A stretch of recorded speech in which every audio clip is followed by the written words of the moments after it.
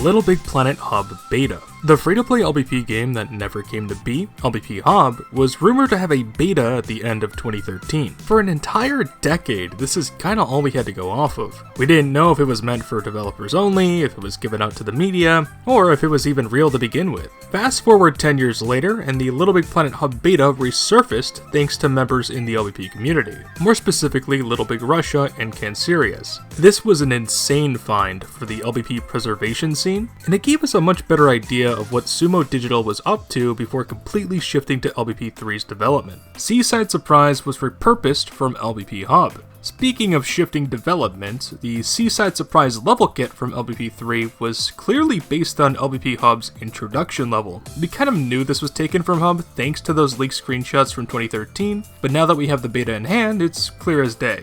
Thanks Obama in Journey Home. In the Journey Home DLC for LBP3, there's a reference to the Thanks Obama meme hidden within the Gardens level. In Create mode, by checking the notes in this tall microchip, you can see the following text. All this dialogue timing is messed up. Thanks, lambs! And Obama. This confirms that the 44th President of the United States, Barack Obama, is canon to LittleBigPlanet lore, obviously.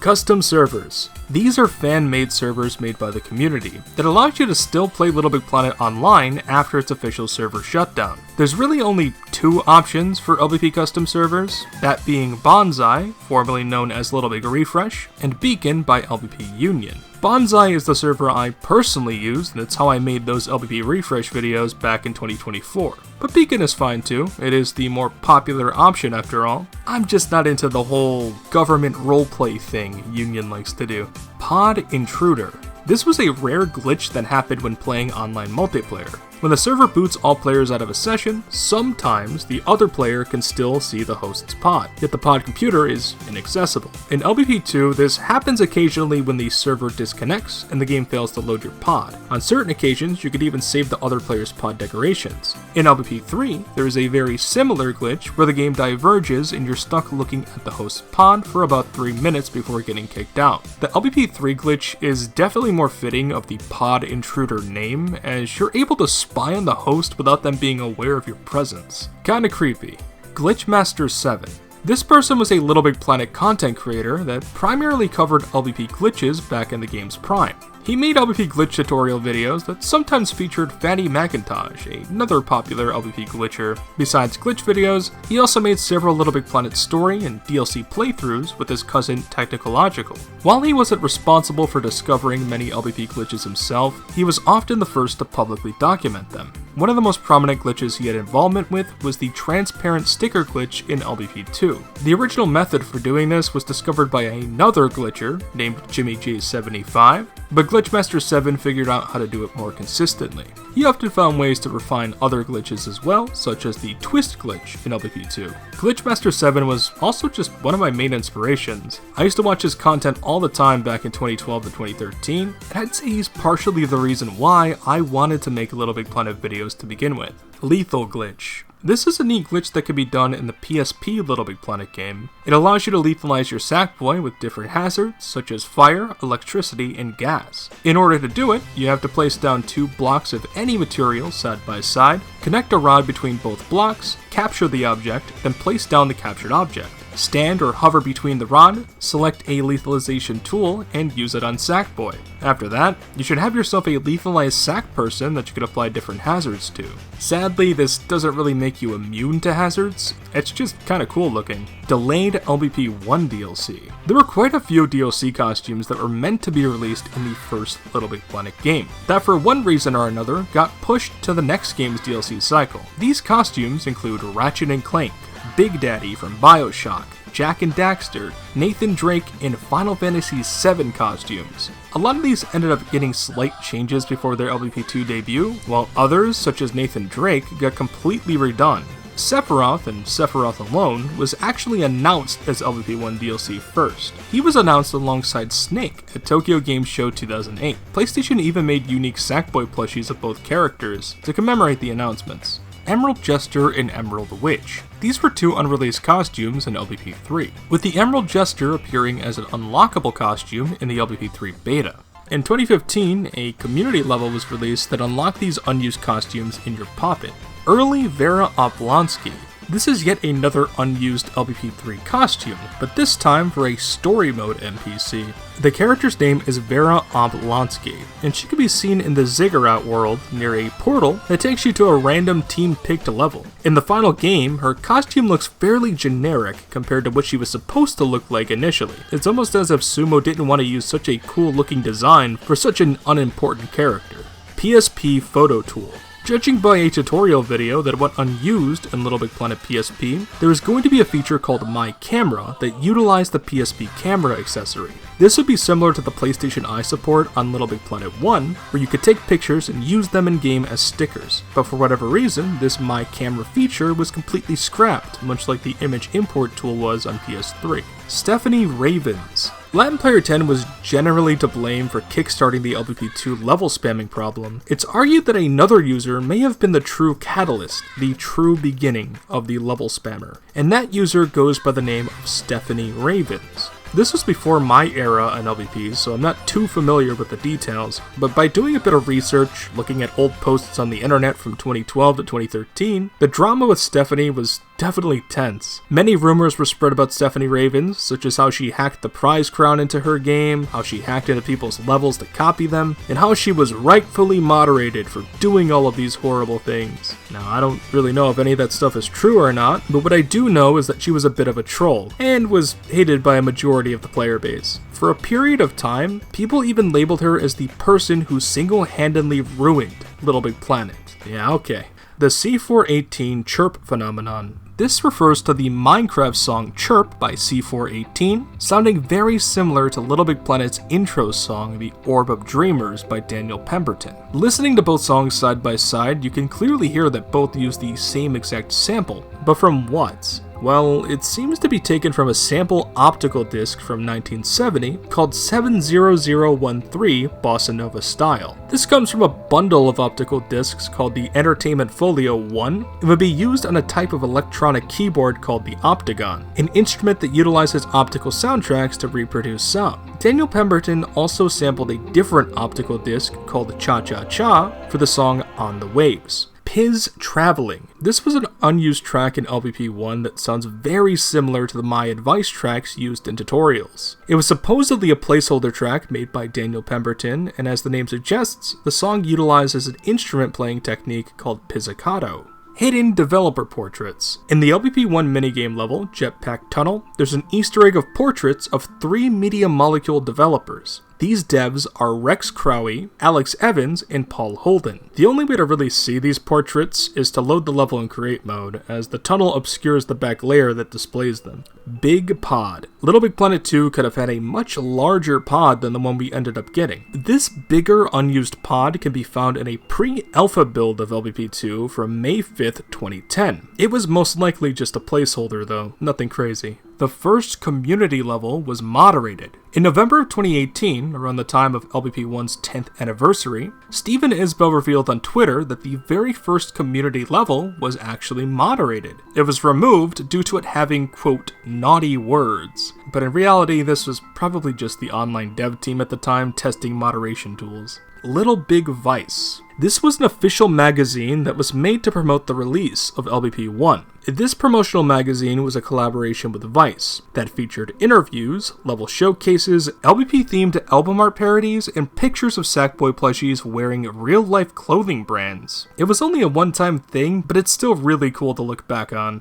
Big Surf 77. Often regarded as one of the most goated level creators in LBP, Big Surf pushed the game's create mode to its absolute limits. He was mainly known for his platformer levels, most of which were on par, if not better, than the developer-made story levels. He was awarded roughly 25 different team picks across LBP 2 and 3, making him the highest team-picked level creator of all time. That record was previously held by Yu Kamone, a really talented Japanese creator, but the Japanese server shutdown in 2016 sadly cut Kamone off from publishing more levels, allowing Big Surf to easily surpass them over time. Steve Big Guns. This was once again a very talented level creator. You might have played his Super Mario PS3 level in LBP1, but Steve Big Gun's real name Steven Belcher was a rare example of someone who started off as a simple level creator that got hired to work on LBP. Much like David Dino, Steve landed a job at Sumo Digital and worked on LittleBigPlanet 3 pretty early on. A few of his story levels made it into the final game, but a lot of his work from early 3 was either changed drastically or got completely scrapped. He left his job at Sumo at some point to work at Media Molecule and was involved with Dreams development. Play, create, and share points. This was also known as the PCS system, and it was a feature in LBP1 at launch where points would be distributed depending on what aspect of LBP you played most. Playing levels would reward play points, creating levels would reward create points, and so on. Despite the system being pretty self-explanatory, many players reported having issues with the point distribution, and some even had their points reset to 0. The PCS feature was removed in an update sometime in 2009, but Media Molecule did plan on bringing it back in LBP2. While that never came to fruition, did eventually implement a similar system in Dreams called Personas. Sven's Sackboy costume. This was a weird case with the Frozen DLC pack that came out for both LBP2 and LBP3. The LBP3 version was more complete, as it had exclusive costumes for other playable characters, including an Oddsock costume based on Sven.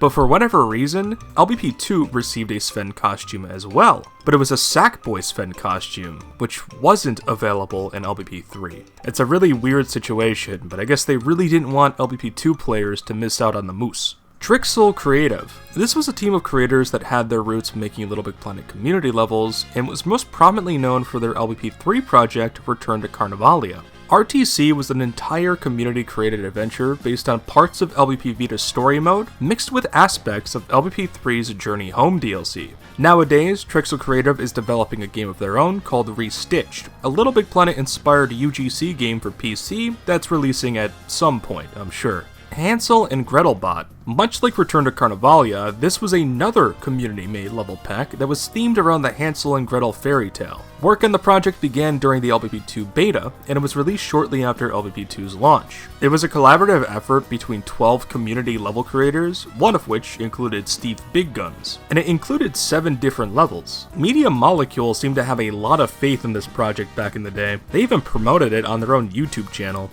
The Sackies. This was a sort of LittleBigPlanet reward ceremony that happened once per mainline game. One in 2009 for LBP1, 2011 for LBP2, and 2015 for LBP3. Levels created by the community would be nominated for different categories. For example, the Sackies 2011 had Best Gameplay, Best Cinematic, Best Multiplayer Experience, and even a Level of the Year and Creator of the Year award. Some of these nominations were voted for by players, while others were chosen by the developers. In 2011 and 2015, winners in each category received a secret pin called Sackies Award Winner. And once again, Steve Big Guns managed to show back up. He was actually the winner of the 2011 Sackies. Fickle Mistress and Context Contests. Fickle Mistress was a scrapped LBP3 story level that would have taken place in Bunkum Lagoon. It was supposed to be the third marble level for Swoop, who you might have noticed was the only character in LBP3 to just get 2 marbles. In 2023, this scrapped level would inspire a contest I actually helped host alongside Sumo Digital level designer Mark Hall. It was an officially endorsed contest called Context Contest, where players were given a gray box level template to decorate to their heart's content,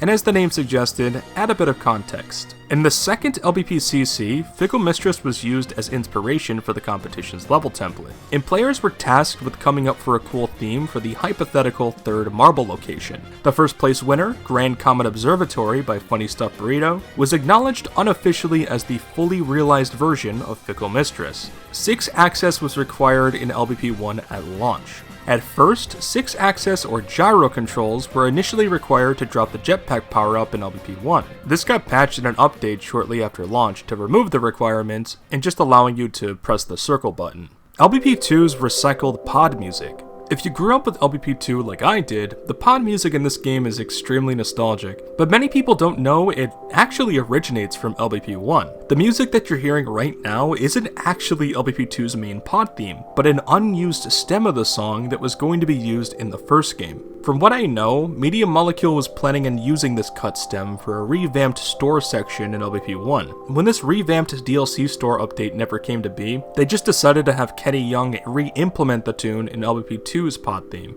TV and film cameos. LittleBigPlanet appears in a few different TV shows and one movie. In Season 5, Episode 2 of Breaking Bad, a copy of LittleBigPlanet 2 for the PS3 can be seen. LittleBigPlanet was also referenced in the movie Spider-Man Homecoming. In the house party section of the movie, people in the background can be seen playing the LBP3 story level, Flip Flopped Folios. And lastly, LBP1 appears in Season 2, Episode 6 of the show called Being Erica. Outside of these three, I'm not aware of any other TV and film cameos, though I do recommend checking out my video covering the history of LittleBigPlanet references in video games. There's a lot of them, but since I already covered them, I'm not going to be covering any of them in the iceberg. LBP1 credits cheat code. The first LittleBigPlanet game actually had a cheat code that allowed you to skip all of the create mode tutorials and instantly unlock all create mode tools. You could do this by going to the credits screen and inputting down, up, L1, L2, R2, R1, triangle, and X.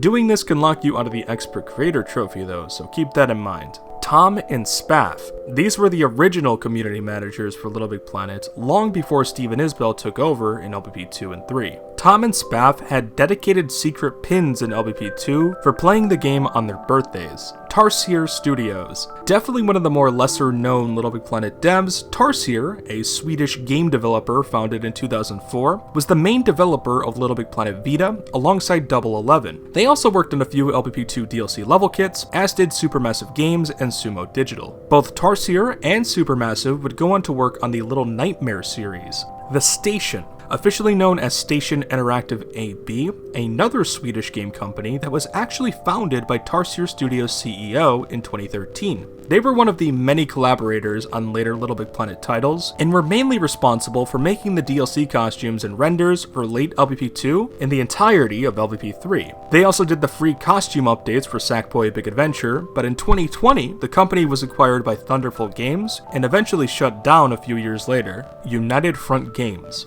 Yet another defunct LittleBigPlanet developer. UFG was a Canadian studio known for developing Mod Nature Racers and LittleBigPlanet Karting. They were shut down in 2016 after struggling to ship several different game projects at the time, two of which included a sequel to Sleeping Dogs and a Sleeping Dogs spin-off called Triad Wars. UFG also got their own DLC costume in LBP, as did Tarsier, The Station, Sumo Digital, and even Kevin Butler, who was that fake PlayStation CEO you saw in commercials played by Jerry Lambert. LittleBigPlanet PSP Creators and Special Edition. Similar to the physical-only editions of LBP games I talked about in Tier 1, PSP also had a special physical release at some point. This was more commonly known as the Creators Edition, but Special Edition was another name used in certain countries. I just know that it released in PAL regions at the very least. All the Creators Edition really added was a bunch of assets from the console game, so LBP1 backgrounds, stickers, materials, and costumes were all backported to PSP. You can still get these DLCs even if you didn't own the Creators Edition, and it was also relegated to a download code much like the LBP2 Extras Edition.